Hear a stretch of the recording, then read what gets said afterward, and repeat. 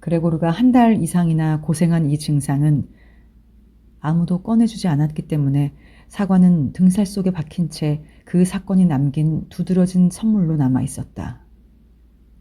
그레고르가 현재 아무리 비참하고 징그러운 모습을 하고 있을지라도 분명히 가족의 한 사람이므로 그를 원수처럼 대해선 안 될 뿐만 아니라 그에 대한 불쾌한 감정을 억제하며 인내하는 것이 가족으로서 당연한 의무임을 아버지로 하여금 깨닫게 한 것 같았다. 그레고르는 부상으로 인해 영원히 활동력을 잃어버린 듯했고 얼마 동안은 자기 방을 건너가는데도 늙은 상위 군인처럼 오랜 시간이 걸렸는데 하물며 높이 기어 올라가는 것은 상상조차 못할 일이었다. 이처럼 자기의 상태가 악화된 반면 자기 생각으로는 다음과 같은 방법으로 충분히 만족할 만한 보상을 받게 된 셈이었다. 즉, 매일 저녁이 되면 거실로 통하는 문이 열렸던 것이다. 그레고르는 1시간이나 2시간 전부터 언제나 그 문을 뚫어지게 바라보았다. 그레고르가 어두운 자기 방에 누워 거실에서는 이쪽이 잘 보이지 않았다. 환히 비치는 탁자 주위에 둘러앉아 있는 가족들을 바라보면서 그들의 이야기를 듣는 것이 전과는 아주 다르게 어느 정도 공공연하게 묵인되어 있었다. 물론 그 전에 그레고르가 어느 작은 호텔방에서 지칠 대로 지치고 피로한 몸으로 축축한 침대에 누워 언제나 그리워했던 그런 활기띤 대화 분위기는 아니었다. 이제는 되게 조용한 가운데 이야기가 계속되었다. 아버지는 저녁 식사를 하고 나면 곧 자기의 안락 의자에 앉아 잠이 들었고 어머니와 누이 동생은 서로 조용히 하라고 경고했다. 어머니는 불 밑으로 바짝 몸을 구부리고 유행 양장점에서 맡아온 고급 속옷을 바느질하고 있었다. 여 점원으로 취직한 누이 동생은 장차 더 좋은 취직 자리를 얻으려고 저녁 되면 속기술과 프랑스어를 공부하고 있었다. 때때로 아버지는 자다가 깨어나 자기가 잠들었던 사실을 전혀 모르는 듯이 어머니에게 말을 걸었다. 뭘 오늘도 그렇게 늦게까지 꿰매고 있어? 그리고 바로 또 잠이 들었다. 어머니와 누이 동생은 서로 피곤한 표정으로 미소를 지었다. 아버지는 한사코 고집을 부려 집에 와서도 수의 제복을 벗지 않았다. 잠옷은 아무 쓸모도 없이 옷걸이에 그냥 걸려 있었다. 아버지는 언제라도 직장에서 일에 임할 준비라도 갖추고 있는 것처럼 집에서도 상관의 명령이라도 기다리는 것처럼 단정하게 제복을 입은 채 자기 자리에 앉아서 졸았다. 그렇기 때문에 지급받을 때부터 신품이 아니었던 이 제복은 어머니와 누이 동생이 더럽히지 않으려고 조심해서 다루었지만 점점 더러워졌다. 그레고르는 저녁 내내 금단추가 달려있는 이루 말할 수 없이 더러운 그 제복을 바라보곤 하였다. 이런 제복을 입은 늙은 아버지는 매우 불편해 보였지만 그러나 곤하게 잠들고 있었다. 시계가 10시를 알리면 어머니는 나지막한 목소리로 아버지를 깨워 침대로 가서 자도록 권유하느라고 무척 애썼다.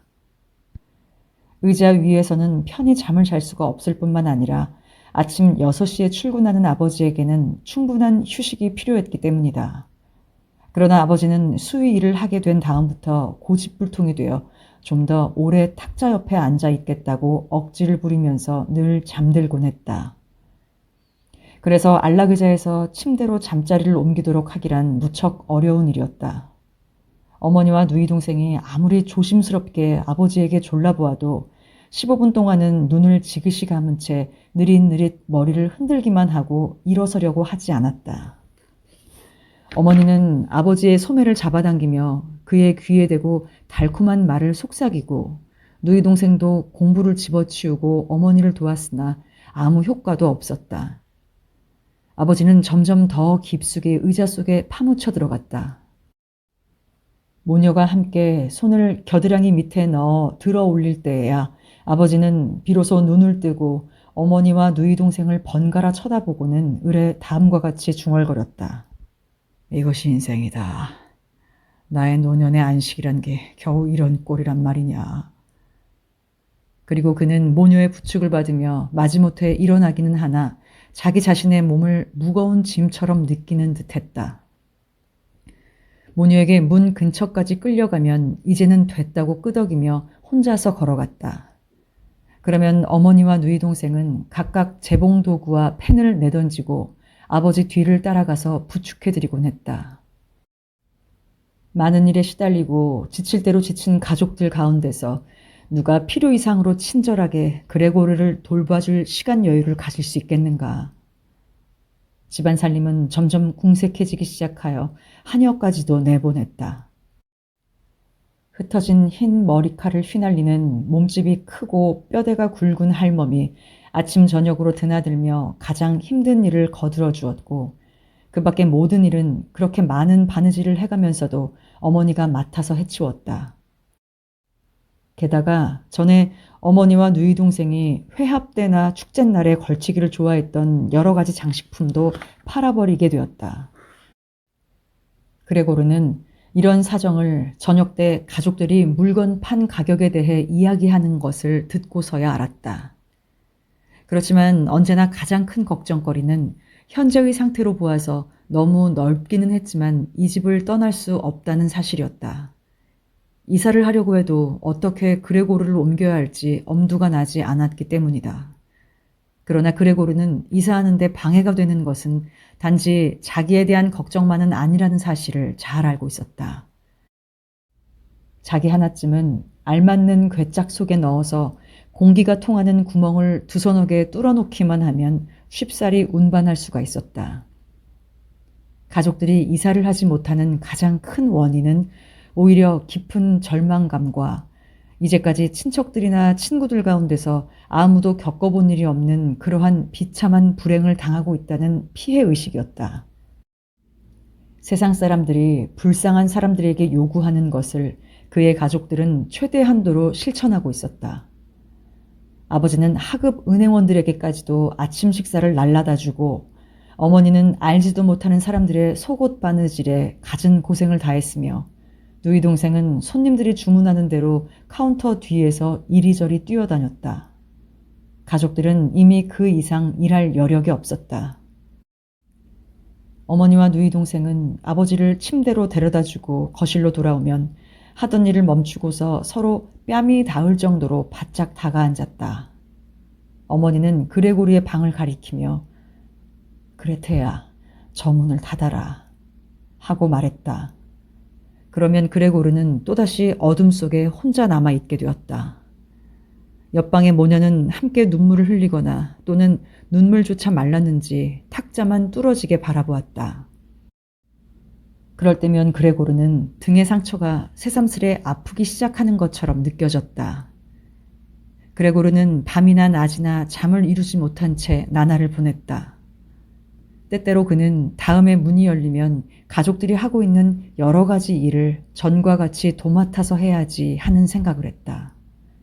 그의 머릿속에는 오래간만에 또다시 사장과 지배인, 그리고 직원이나 견습생들, 그리고 우둔한 급사나 다른 직장에서 일하고 있는 두서너 명의 친구들, 지방에 있는 호텔 하녀, 즐거우면서도 허무했던 추억, 진지하면서도 너무나 느리고 지루한 태도로 구혼을 했던 어느 모자점의 여자 회계원. 이러한 모든 사람들의 모습이 전혀 낯선 사람이나 이미 다 잊어버린 사람들의 모습과 뒤섞여서 자꾸만 떠올랐다. 그러나 이러한 사람들의 모습은 모두들 자기와 가족들을 도와주기에는 너무 멀리 있었다. 따라서 그는 그들의 모습이 머릿속에서 사라지기를 은근히 바랐다. 그런가 하면 그레고르는 가족에 대해 전혀 걱정할 기분이 나지 않을 때도 있었는데, 그럴 땐 자기를 학대하는 데 대해서 그저 화가 날 뿐이었다.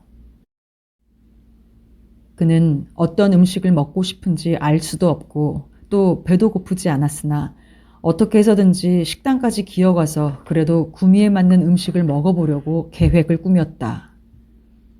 누이 동생은 무엇을 주어야 그레고르가 기뻐할 것인지 생각지도 않고 그저 아침과 낮 바삐 상점에 나가기 전에 닥치는 대로 아무 음식이나 그레고르의 방 안에 발끝으로 밀어넣었다.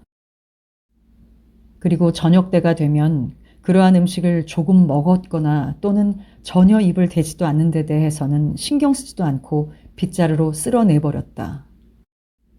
누이 동생은 저녁 때마다 해주던 방 청소를 이제는 아무렇게나 되는 대로 빨리 해치웠다. 그 때문에 더러운 자국이 그대로 벽에 남아있고 여기저기에 먼지와 쓰레기 그리고 오물들이 흩어져 있었다. 처음에 그레고르는 누이 동생이 들어오면 일부러 더러운 구석에 누워서 누이 동생에게 좀 핀잔을 주려고 했다. 그러나 몇 주나 그런 곳에 누워 있었지만 누이 동생은 태도를 고칠 것 같지 않았다.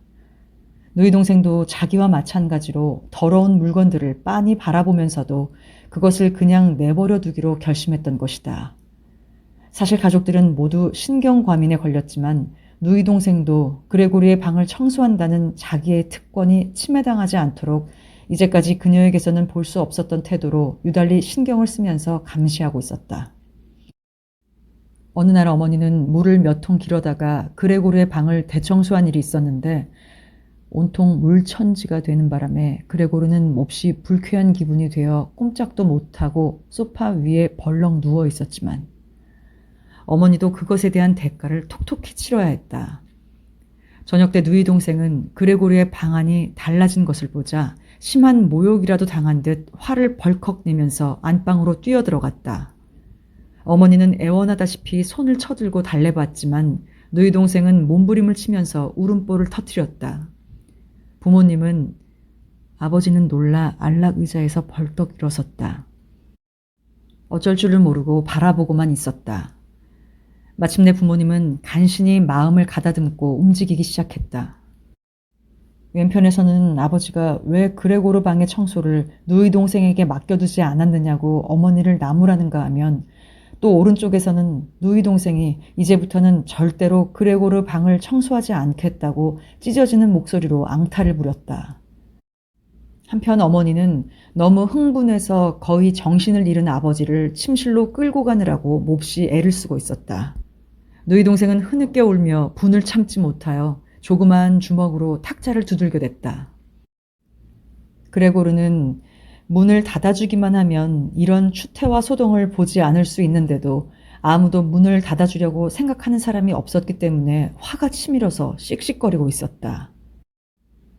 그러나 누이 동생이 일에 시달리는 나머지 전과 같이 그레고르를 돌봐주는데 실증을 느끼게 되었다 하더라도 누이 동생 대신에 어머니가 들어와야 할 필요는 조금도 없었으며 그레고르 역시 소홀히 취급당할 이유가 없었다.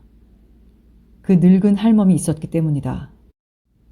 그 할멈은 한평생 아무리 어려운 일이나 심한 역경도 그의 강한 체력으로 능히 감당할 수 있었으리라고 생각되는데 처음부터 그레고르의 흉한 꼴을 보기 싫어하는 기색은 조금도 없었다. 언젠가 그 할멈은 호기심에서가 아니라 우연히 그레고르의 방문을 연 적이 있었다. 그때 그레고르는 누구에게 쫓기는 것도 아닌데 매우 당황하여 갈피를 못 잡고 이리저리 기어다니기 시작했다. 할멈은 두 손을 아랫배 위에 모아 쥐고 놀란 표정으로 그레고르의 모습을 보며 그 자리에 우두커니 서 있었다. 그때부터 할멈은 아침과 저녁에는 언제나 서슴지 않고 방문을 살그머니 열고서 그레고르 쪽을 들여다보곤 했다. 처음 얼마 동안 할멈은 자기로서는 그래도 친절을 베푼다는 말투로 이리 오너라 늙은 말똥벌레야 라든가 저 늙은 말똥벌레 좀 봐 하고 그레고르를 자기 옆으로 불러보려고 했다. 이런 말을 듣고도 그레고르는 문이 열린 사실을 모른다는 듯 꼼짝도 않고 자기 자리에 누워 있었다. 할멈이 제멋대로 그렇게 쓸데없이 그레고르를 괴롭힌다면 차라리 매일같이 방이나 청소하라고 시켰으면 얼마나 좋을까 하고 생각했다. 어느 이른 아침에 어느덧 다가오는 봄날을 알리는 듯 세찬 비가 창문에 들이치고 있었는데 할멈이 또다시 전과 같은 말투로 놀리기 시작했기 때문에 그레고르는 몹시 화가 나서 느릿느릿 힘없는 동작으로 덤벼들듯이 할멈에게로 몸을 돌렸다. 그러나 할멈은 무서워하기는커녕 문 옆에 놓여있던 의자를 높이 들어 올렸다. 할멈이 입을 딱 벌리고 서 있는 꼴을 보니 그의 참뜻을 알 수 있었다.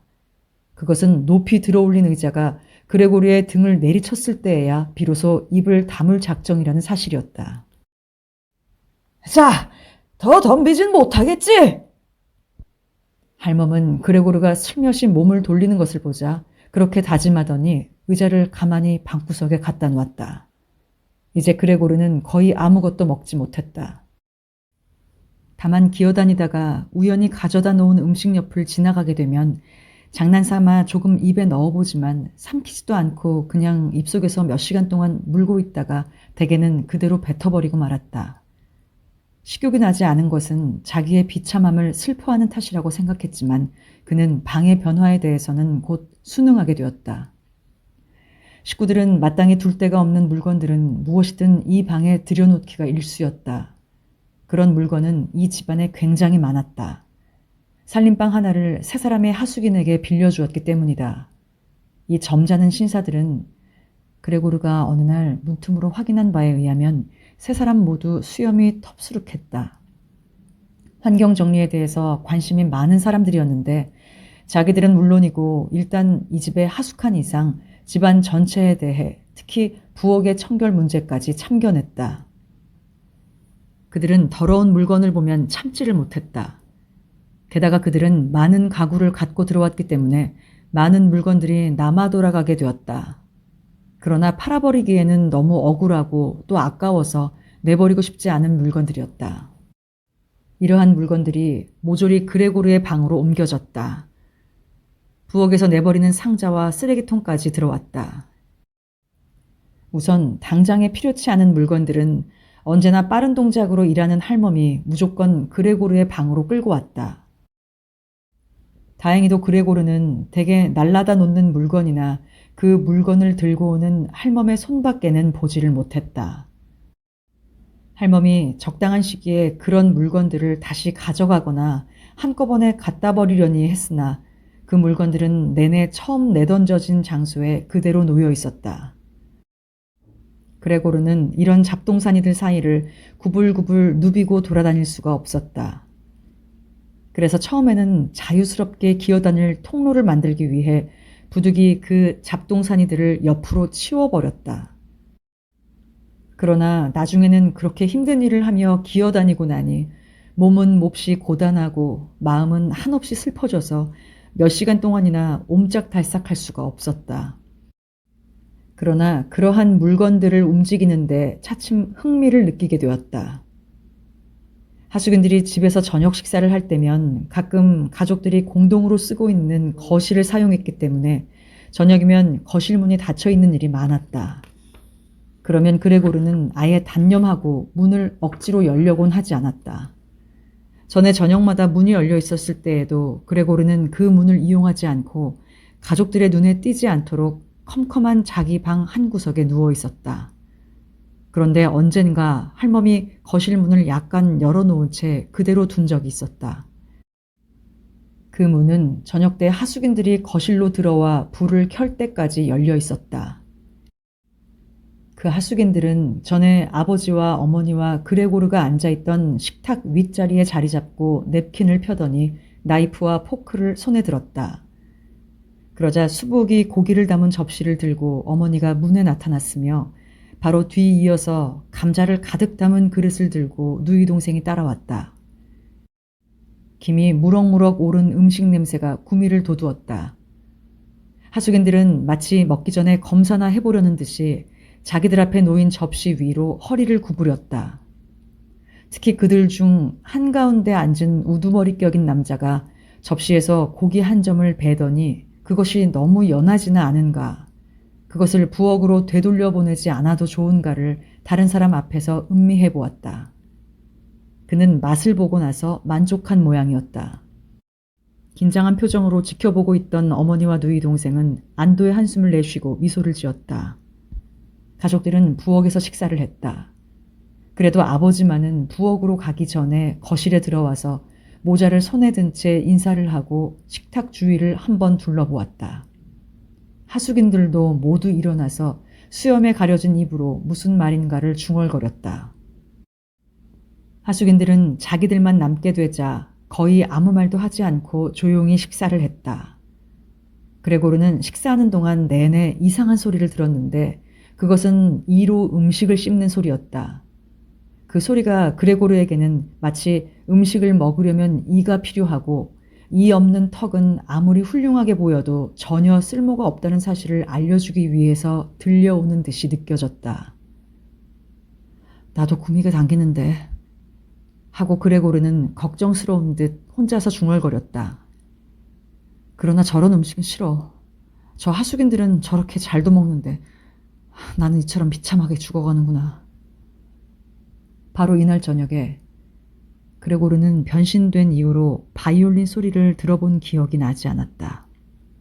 부엌 쪽에서 바이올린 소리가 들려왔다. 하숙인들은 벌써 저녁 식사를 끝마쳤고 한가운데 앉은 남자가 신문을 끄집어내어 두 사람에게 한 장씩 나누어 주었다. 그들은 모두 의자에 몸을 기댄 채 신문을 읽으며 담배를 피우고 있었다. 바이올린 소리가 들려왔을 때 그들은 그 소리가 신기하다는 듯 호기심을 느끼며 일어나 현관방의 문을 향해 발끝으로 소리를 죽이며 살금살금 걸어가서 문 앞에 모여 섰다. 부엌에서도 그들의 발소리가 들린 모양이었다. 그래서 아버지가 소리를 질렀다. 여러분, 바이올린 소리가 듣기 싫으신가요? 곧 그만두게 하죠. 전만해요. 하고 그 우두머리 격인 남자가 대답했다. 아가씨께서 이쪽 방으로 와서 연주해 주실 수 없을까요? 그쪽이 훨씬 편하고 기분도 좋을 것 같은데요.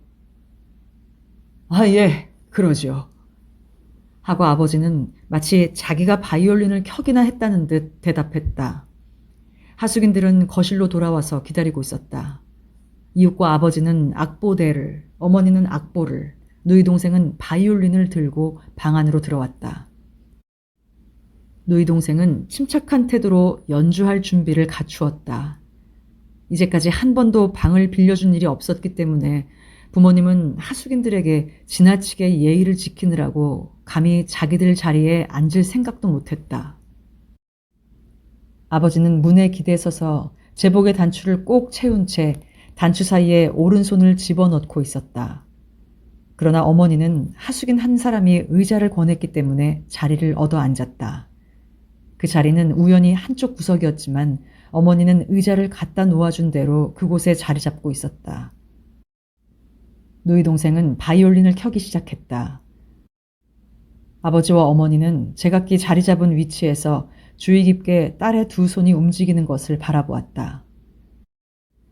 그레고르는 바이올린 소리에 마음이 끌려 자기도 모르게 약간 앞으로 나아가서 머리를 거실 쪽으로 내밀고 있었다. 그는 요즘 다른 사람에게 주의를 기울이지 않고 생활해 왔는데 그것을 조금도 이상하게 여기지 않았다. 그는 전에는 스스로가 다른 사람들의 입장을 고려해 줄 수 있다는 것을 자랑으로 여겼다. 그런 만큼 지금에 와서는 다른 사람의 눈앞에서 몸을 숨겨야 할 이유가 더욱 분명했다.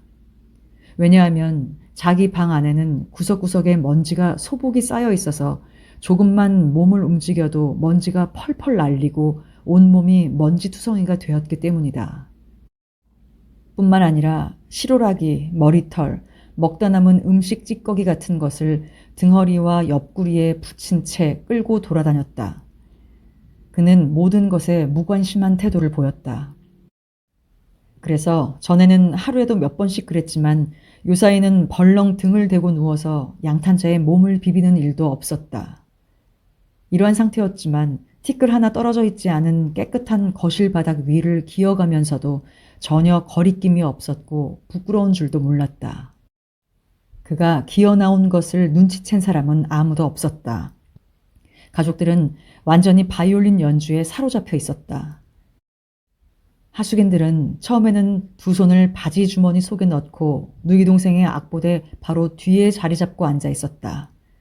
그래서 그들은 모두 악보를 들여다볼 수 있었는데 누이 동생에게는 그것이 방해가 되었다. 그들은 이내 머리를 수그리고 나직한 목소리로 속삭이면서 창문 옆으로 물러섰다. 아버지는 염려하는 눈초리로 창문 옆에 머무르는 그들을 쳐다보고 있었다.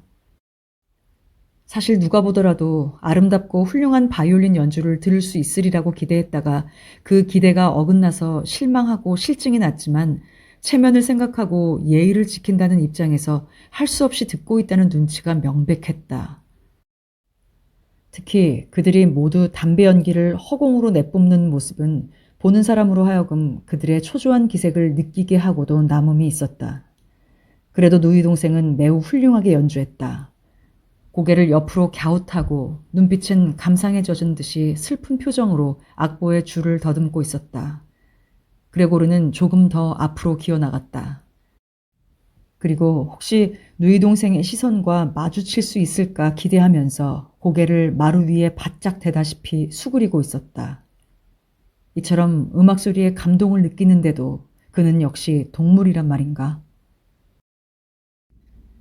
그는 마치 자신이 그리던 마음의 양식을 얻는 길이 열리는 것처럼 느껴졌다. 그는 누이 동생 옆으로 기어가려고 했다. 누이 동생의 스커트 자락을 끌어당겨 누이 동생에게 바이올린을 가지고 자기 방으로 와주었으면 하는 뜻을 알리려고 했다. 여기에는 아무도 자기만큼 그 재주를 칭찬해주는 사람이 없었기 때문이다. 그는 자기가 살고 있는 동안은 적어도 누이 동생을 자기 방에서 내보내고 싶지 않았다. 아마 그의 흉측한 모습이 처음으로 자신에게 도움이 될 것 같았다. 그는 자기 방의 모든 문을 단단히 지키고 있다가 들어오는 사람들을 무섭게 공격하리라 마음먹었다. 그러나 누이 동생을 강요해선 안 되며 자유의사에 따라 자기 옆에서 지내게 해야 한다. 그러면 자기와 나란히 소파에 앉아서 자기 쪽으로 귀를 기울일 것이다. 그때 그는 누이 동생에게 그녀를 음악학교에 보내겠다는 확고한 계획을 세우고 있었다는 것과 이런 불행한 사건이 일어나지 않았더라면 어떤 반대가 있었다고 하더라도 그것에 구애되지 않고 지난 크리스마스 저녁에, 그런데 도대체 크리스마스가 이미 지났을까? 여러 사람들 앞에서 명백히 자기 계획을 발표했을 것이라는 사실을 알려주려고 했다. 이런 이야기를 하면 누이 동생은 틀림없이 감격한 나머지 울음을 터뜨릴 것이다. 그러면 그레고르는 어깨까지 기어 올라가서 누이 동생의 목에 키스를 해주리라 생각했다. 누이 동생은 직장에 나가게 되면서부터 리본도 깃도 없이 목을 내놓고 다녔던 것이다. 잠자씨! 하고 우두머리 껴긴 남자가 아버지에게 소리쳤다. 그리고 그는 더 이상 아무 말도 하지 않고 천천히 앞으로 기어나오는 그레고르를 집게손가락으로 가리켰다. 바이올린 소리가 멈췄다. 그 남자는 우선 고개를 옆으로 돌려 친구들에게 미소를 던지고 다시 그레고르 쪽을 돌아보았다. 아버지는 그레고르를 쫓아내는 일보다는 먼저 하숙인들을 진정시키는 일이 더 중요하다고 생각하는 것 같았다. 그러나 하숙인들은 흥분하기는커녕 바이올린 연주보다도 도리어 그레고르에게 더 흥미를 느끼는 것 같았다. 아버지는 그들에게로 뛰어가서 두 팔을 벌리고 하숙인들을 자기 방으로 돌려보내려고 애쓰는 동시에 자기 몸으로 그레고르가 보이지 않도록 가리려고 했다. 그때 그들은 약간 화를 내는 듯 했다. 아버지의 행동에 대해서 화를 내는지 또는 그레고르 같은 것이 옆방에 살고 있었다는 사실을 꿈에도 모르고 있다가 그제서야 알게 되어 화를 내는지 도무지 알 수 없는 노릇이었다. 그들은 아버지에게 해명을 요구하고 그들 쪽에서도 팔을 쳐들며 불안스럽게 수염을 비틀면서 천천히 자기 방으로 물러갔다.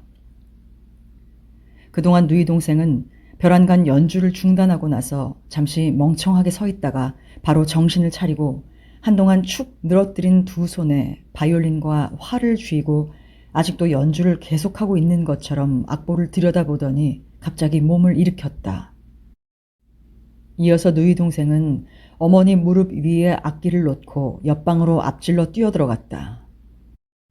어머니는 숨이 막히는 듯 가슴을 들먹거리며 아직도 안락의자에 앉아 있었다. 하숙인들은 아버지에게 쫓겨 더 빨리 그들의 방으로 가고 있었다.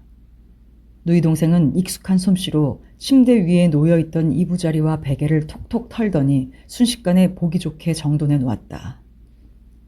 하숙인들이 방으로 들어오기 전에 침대를 정돈해 놓은 다음 그녀는 살짝 빠져나왔다.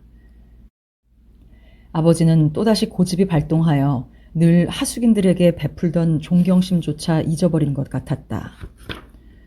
아버지는 계속 그들을 밀치고만 있었다. 드디어 방문까지 다다랐을 때 우두머리 격인 남자가 쾅 하고 발을 굴렀기 때문에 아버지도 할 수 없이 발걸음을 멈추었다. 나는 이 자리에서 선언하지만 그 남자는 한쪽 손을 쳐들고 어머니와 누이 동생을 힐끗 바라본 다음 이렇게 말했다. 지금 이 집과 이 가족들 속에 감돌고 있는 불쾌한 분위기를 고려해서 여기서 그 남자는 선뜻 결심이라도 한 듯 마루 위에 침을 뱉었다. 나는 방을 해약합니다. 물론 내가 지금까지 살아온 동안의 방세에 대해서는 한 푼도 지불할 수가 없습니다. 그 대신 나는 앞으로 내 말을 똑똑히 들으십시오. 아주 쉽게 근거를 제시할 수 있는 어떠한 손해배상 청구를 당신에게 제기하게 될 것인지 이 점을 신중히 고려해 볼 작정입니다. 그 남자는 입을 다물고 마치 무엇을 기대하는 듯이 똑바로 앞을 쳐다보았다. 그러자 두 친구들도 바로 입을 열었다. 우리도 역시 이 자리에서 당장 해약하겠습니다.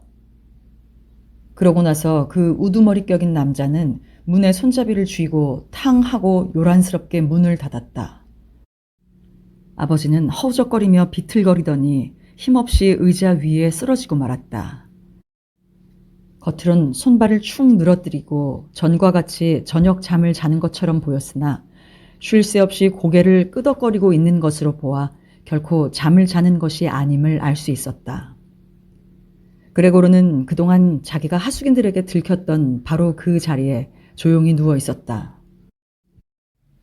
자기 계획이 실패한 데 대한 실망과 너무 오랫동안 굶주린 탓으로 몸이 극도로 쇠약해진 그는 도저히 움직일 수가 없었다. 그는 지금 당장이라도 자기 몸 위에 여러 가지 물건들이 한꺼번에 무자비하게 던져질 것이라고 느끼면서 그 순간을 기다리고 있었다. 그때 어머니의 손가락이 떨리더니 바이올린이 어머니 무릎에서 떨어졌다. 소리가 크게 울렸지만 그레고르는 조금도 놀라지 않았다. 어머니, 아버지! 하고 누이 동생은 이야기를 끄집어내기 전에 손으로 탁자를 쳤다. 더 이상 못 견디겠어요. 어머니와 아버지는 아직 사정을 모르시겠지만 저는 잘 알고 있어요. 저는 이런 괴물 앞에서 오빠의 이름을 부르고 싶지 않아요. 그래서 제 뜻은 저것을 없애야 한다는 것이에요. 저것을 먹여 살리려고 참고 견디며 우리들은 인간으로서 할 수 있는 짓은 다 해왔어요. 아무도 우리들을 나무랄 사람은 없어요. 그래, 네 말이 옳다. 아버지는 중얼거리듯이 말했다. 아직도 완전히 숨을 돌리지 못한 어머니는 어리빠진 눈빛으로 손으로 입을 가리고 기침을 하기 시작했다. 누이 동생은 어머니 옆으로 달려가서 이마를 짚어주었다. 아버지는 누이 동생의 말을 듣고서 무슨 결심이라도 한 것처럼 보였다. 아버지는 의자 위에 똑바로 앉아 하숙인들이 저녁 식사를 끝낸 다음 아직도 식탁 위에 놓여있는 접시들 사이에서 수의의 모자를 만지작거리면서 가끔 가만히 누워있는 그레고르 쪽을 쳐다보았다. 우리는 저것을 없애버려야만 해요. 하고 아버지를 쳐다보며 누이 동생은 다짐하듯이 말했다. 어머니는 기침을 하느라고 아무 말도 듣지 못했다. 저게 아버지와 어머니의 목숨을 빼앗을 거예요. 어쩐지 저는 그렇게만 생각돼요. 우리는 갖은 고생을 다하면서 일해야 하는데 이처럼 끝없는 두통거리를 집안에 두고 어떻게 참을 수가 있겠어요. 저는 더 이상 참을 수가 없어요. 이렇게 말하고 누이 동생은 왈칵 울음을 터뜨렸다. 그 눈물이 어머니의 얼굴에 흘러내리자 누이 동생은 그저 기계적으로 손을 움직여 어머니의 얼굴에서 눈물을 닦아냈다. 얘야 하고 아버지는 동정하듯이 그리고 유달리 부드러운 투로 이렇게 말했다. 그러면 우리들은 어쩌면 좋단 말이냐. 누이 동생은 아버지에게 아무런 구체적인 방안도 없다고 어깨를 움츠렸을 뿐이다. 그녀는 울고 있는 동안 앞서 그처럼 단호했던 태도와는 정반대로 정말 어쩌면 좋을지 갈피를 잡지 못했다. 저놈이 우리 마음을 조금이라도 알아주었으면 하고 아버지는 반쯤 물어보듯이 말했다. 누이 동생은 울면서 그런 일은 전혀 생각해 볼 여지조차 없다는 듯이 한쪽 손을 성급히 내주었다.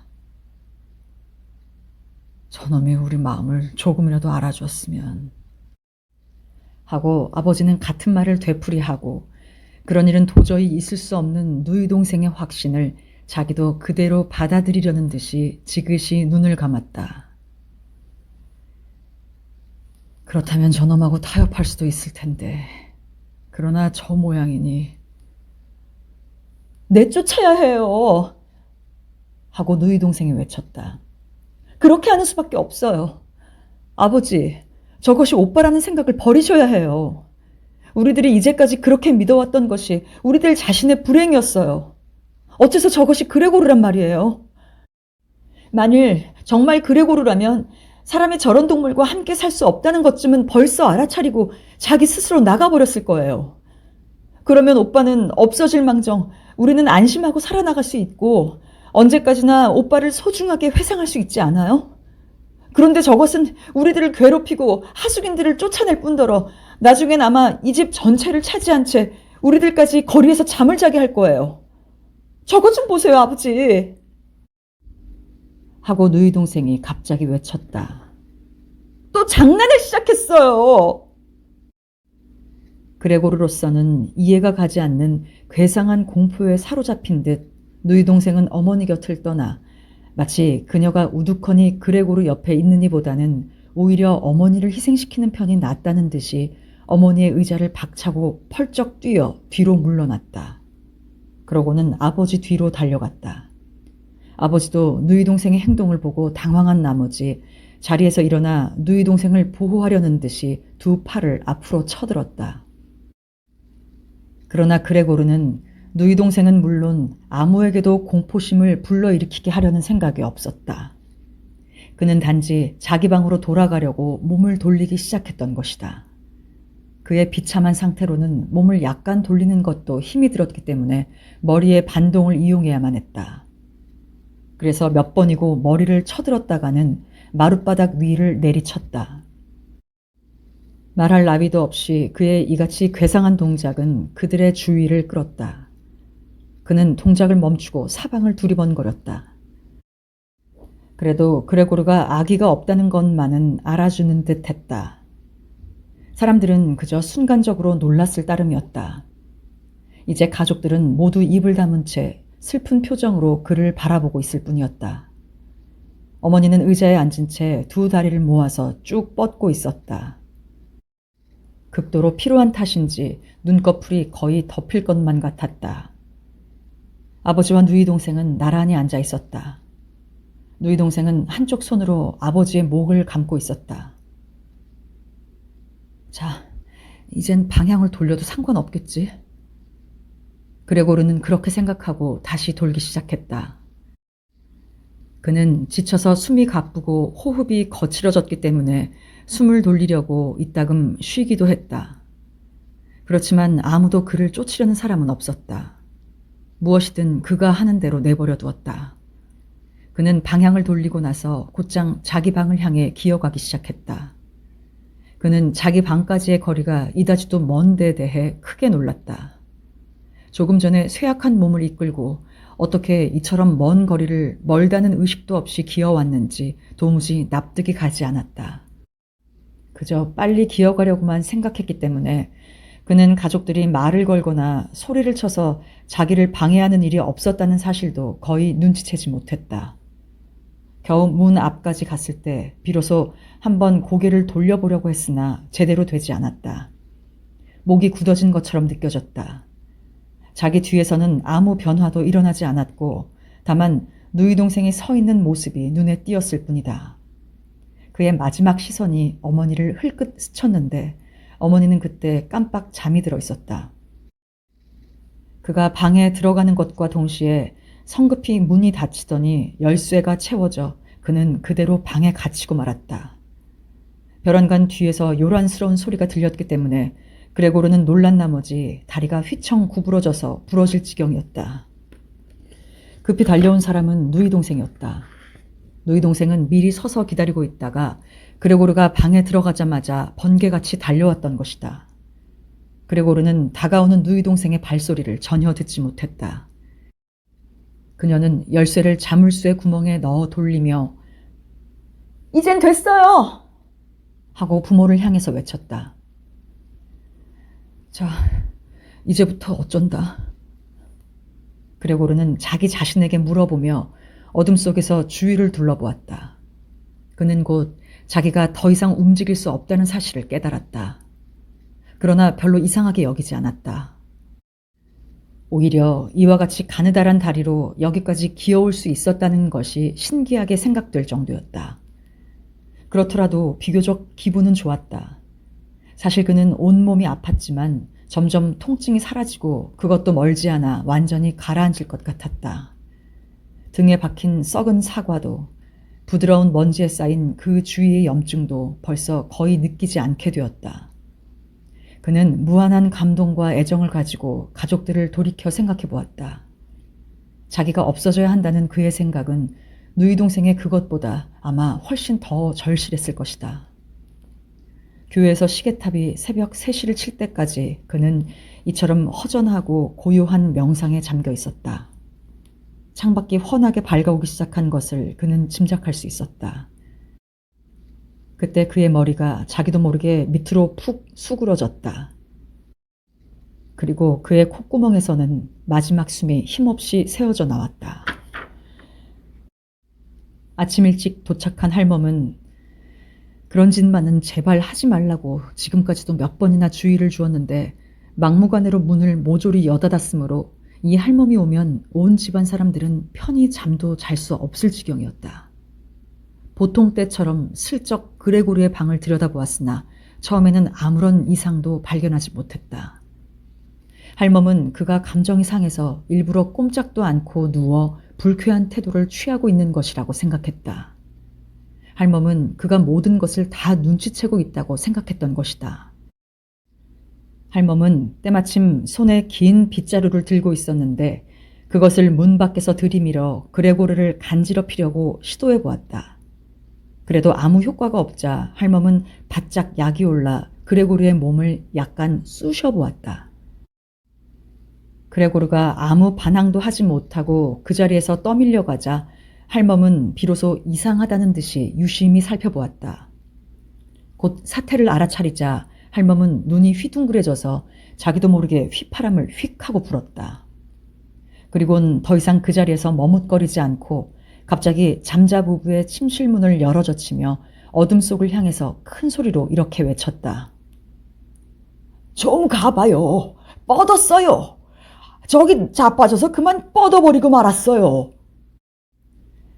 잠자 부부는 후다닥 침대에서 일어나 할멈이 왜 소리치는지를 알아보기도 전에 우선 할멈 앞에서 놀라움과 당황한 모습을 감추지 않으면 안 되었다. 잠자 부부는 기겁을 하며 침대 좌우로 내려왔다. 그러고는 잠자씨는 어깨에 담요를 걸치고 부인은 잠옷을 입은 채 침실에서 나와 그레고르의 방으로 들어갔다. 그러는 동안에 거실문도 열렸다. 하숙생을 둔 다음부터 그레테가 거실에서 자고 있었다. 그레테는 밤새 한숨도 못 잤는지 옷 매무새가 단정했다. 무엇보다도 창백한 얼굴빛이 그것을 증명하는 것 같았다. 죽었다니. 잠자 부인은 이렇게 말하면서 믿을 수 없다는 듯 할멈을 쳐다보았다. 물론 자기가 직접 알아보아도 알 수 있었고 알아보지 않아도 알 수 있는 일이었다. 죽은 것 같아요. 할멈은 이렇게 말하며 마치 증거라도 보이려는 듯이 빗자루로 그레고르의 시체를 옆으로 멀찍이 쭉 밀어 보였다. 잠자 부인은 그러지 못하게 막으려는 태도를 보였으나 막지는 않았다. 자, 이제 우리는 하느님께 감사해야 할 거야. 잠자씨는 이렇게 말했다. 그는 가슴에 십자가를 그었다. 어머니와 딸도 그가 하는 대로 따라했다. 그때까지 쭉 시체에서 눈을 떼지 않고 있던 그레테가 입을 열었다. 좀 보세요. 오빠는 어쩌면 이렇게 말랐을까요? 벌써 오래전부터 아무것도 먹질 않았어요. 음식을 가져다 주어도 그냥 그대로 내보냈지 뭐예요. 사실 그레고르의 몸은 너무 말라서 뱃가죽이 등에 착 달라붙어 있었다. 이미 다리들이 몸뚱이를 위로 떠받치고 있는 것도 아니고 그 밖에 사람들의 주의를 딴 데로 돌리게 할 아무것도 없게 된 지금에 와서 비로소 사람들은 그 사실을 똑똑히 알게 되었다. 그레테야, 이리 오너라. 하고 잠자 부인은 슬픈 미소를 지으며 말했다. 그레테는 시체를 돌아다보며 부모의 뒤를 따라 침실로 들어갔다. 할멈은 문을 닫고 창문을 활짝 열어젖혔다.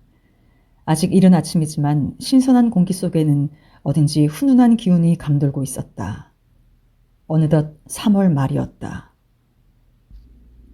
새 하숙인들은 방에서 나와 어리둥절한 표정으로 아침 식사를 찾았다. 그러나 모두들 하숙인의 존재조차 잊어버리고 있었다. 아침 식사는 어디 있어요? 하고 그들 가운데 우두머리 격인 남자가 투덜거리며 할멈에게 물었다. 그러나 할멈은 말없이 손가락을 입에 대고 어서 그레고르의 방에 가보라고 눈짓을 했다. 그들은 그레고르의 방으로 가서 낡은 웃옷 주머니에 두 손을 넣은 채 그레고르의 시체를 둘러싸고 서 있었다. 방 안은 이미 환하게 밝아졌다. 그때 침실문이 열렸다. 수의 제복을 입은 잠자씨가 한쪽 팔을 아내에게 또 다른 쪽 팔은 딸에게 걸친 채 받으며 나타났다. 세 사람의 얼굴에는 운 듯한 흔적이 있었다. 그레테는 때때로 아버지의 팔에 얼굴을 파묻었다. 당장 우리 집에서 나가주시오. 잠자씨가 이렇게 말하고 여전히 아내와 딸의 부축을 받은 채 현관 쪽을 가리켰다. 무슨 말씀인가요? 그 우두머리 격인 남자가 약간 놀란 표정으로 싱긋 미소를 지으며 말했다. 나머지 두 사람은 뒷짐을 진 채 끊임없이 손을 비비고 있었다. 마치 자기들에게 유리하게 벌어지게 될 언쟁을 마음속으로 은근히 기다리는 것 같았다. 지금 내가 말한 그대로요. 잠자씨는 이렇게 대답하고 아내와 딸을 옆에 거느린 채 하숙인 앞으로 곧장 걸어갔다. 처음 우두머리 격인 남자는 꼼짝도 않고 그 자리에 서 있었는데 머릿속에서 여러 가지 일을 다시 정리하는 듯 잠시 바닥을 내려다보고 있었다. 그러더니 이윽고 그렇다면 나가죠. 하고 말하며 잠자씨를 쳐다보았다. 그 남자는 갑자기 자기를 엄습해온 겸손한 기분 속에서 이와 같이 새삼 결심한 데 대해서까지도 주인에게 승인을 얻으려는 것 같았다. 그러나 잠자씨는 눈을 부릅뜨고 그저 몇 번이고 고개를 끄덕일 뿐이었다. 그리하여 그 남자는 곧 현관방을 향해 뚜벅뚜벅 걸어갔다. 다른 두 사람은 손가락 하나 까딱하지 않고 잠시 귀를 기울이고 있더니 곧 그의 뒤를 쫓아갔다. 마치 잠자씨가 자기들보다 먼저 현관방에 들어가 자기들과 우두머리 사이를 갈라놓을까봐 두려워하듯이. 현관에서 그 세 사람은 옷걸이에 걸린 모자를 들고 지팡이를 꺼내 든 다음 무뚝뚝하게 인사를 하고 집을 나섰다. 전혀 근거도 없는 의심을 품고 잠자씨는 아내와 딸을 데리고 계단 앞으로 나아가서 난간에 기대어 떠나가는 세 사람의 뒷모습을 쳐다보았다. 세 사람은 천천히 그리고 규칙적으로 발을 옮기면서 긴 계단을 내려갔는데 층계마다 중간에 층계참에 이르자 언뜻 자취를 감추었다가 곧 다시 모습을 나타내곤 했다. 그들이 밑으로 내려갈수록 그들에 대한 잠자 가족의 관심도 점점 사라져갔다. 밑에서 세 사람 쪽을 향해 올라오던 정육점의 심부름꾼이 마침내 그들을 지나쳐서 머리에 짐을 이고 뽐내듯이 퉁탕거리며 계단을 올라왔다. 그때 비로소 잠자씨는 아내와 딸을 데리고 난간을 떠나 가벼운 기분으로 집 안으로 들어왔다. 그들은 오늘 하루를 쉬면서 산책이나 하기로 결의했다. 쉴 만한 충분한 이유가 그들에게는 있었을 뿐만 아니라 반드시 필요한 일이기도 했다. 그래서 그들은 책상 앞에 앉아서 잠자씨는 자기 지배인에게, 잠자 부인은 바느질 주문자에게, 그리고 그레테는 상점 주인에게 각각 결근계를 썼다. 결근계를 쓰고 있을 때 할멈이 아침 일을 다 마쳤으니 집으로 돌아가겠다고 했다. 글을 쓰고 있던 그들은 쳐다보지도 않고 고개만 끄덕거렸다. 그러나 할멈이 계속 그 자리에 서 있었으므로 그들은 못마땅한 표정으로 고개를 들었다. 왜 그러고 있어요? 잠자씨가 물었다.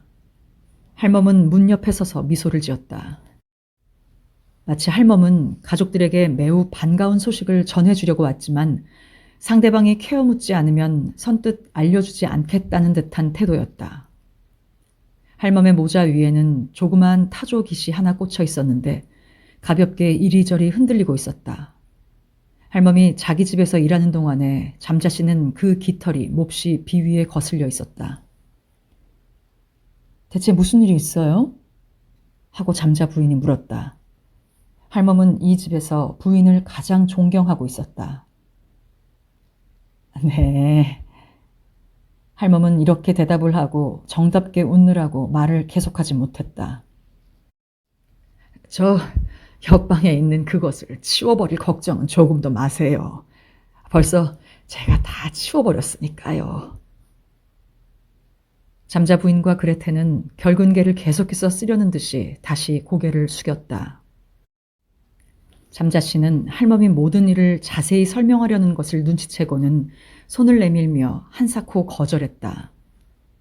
할멈은 거절을 당하자 자기도 매우 바쁜 몸이라는 사실을 깨닫고 기분이 상한 듯이 여러분, 안녕히 계세요. 하고 외치고 획 돌아서더니 요란스럽게 문을 닫고서 나가버렸다. 저녁에 돌아오면 할멈을 내보내. 잠자씨가 이렇게 말했으나 부인이나 딸은 아무 대답도 하지 않았다. 간신히 얻은 마음의 안식이 할멈 때문에 다시 수포로 돌아간 것처럼 느껴졌기 때문이다. 아내와 딸은 자리에서 일어나 창문 옆으로 가서 서로 부둥켜 안고 있었다. 잠자씨는 의자에 앉은 채 몸을 두 사람 쪽으로 돌리더니 잠시 조용한 눈빛으로 그들을 바라보았다. 마침내 그가 입을 열었다. 자, 그만 이리 와봐. 지난 일을 더 생각해서 뭐래. 자, 이제는 나도 좀 생각해달란 말이야. 아내와 딸은 아버지에게로 달려가 그를 위로한 다음 서둘러 결근개를 완성했다. 그런 후에 세 사람은 함께 집을 나섰다. 몇 달 동안이나 이런 일은 없었다. 세 사람은 전차를 타고 교외로 나갔다. 전차 안에는 그들 세 사람뿐이었다. 따뜻한 햇볕이 차 안으로 흘러들어왔다. 그들은 편안하게 좌석에 몸을 기대고 장래 일에 대해 이야기를 주고받았다. 곰곰이 생각해보면 그들의 앞날은 전혀 희망이 없는 것도 아니었다. 왜냐하면 이제까지 서로 물어볼 기회조차 없었지만 막상 서로 이야기를 해보니 세 사람의 직업은 퍽 훌륭한 것이며 특히 앞으로는 더욱 유망했기 때문이다. 우선 당장은 집안 환경을 개선하는 것이 가장 큰 문제였는데 그것은 이사를 가기만 하면 쉽사리 해결될 것 같았다. 그들은 지금까지 그레고르가 택한 집에서 살아왔던 것이다. 그런데 앞으로 그들은 지금의 주택보다도 작고 집세가 싼, 그러나 위치가 좋고 무엇보다도 훌륭한 주택을 원했다. 그들이 이와 같이 이야기하고 있는 동안 잠자 부부는 점점 활기를 띠는 딸의 모습을 바라보고 거의 동시에 다음과 같은 현상을 눈치챘다.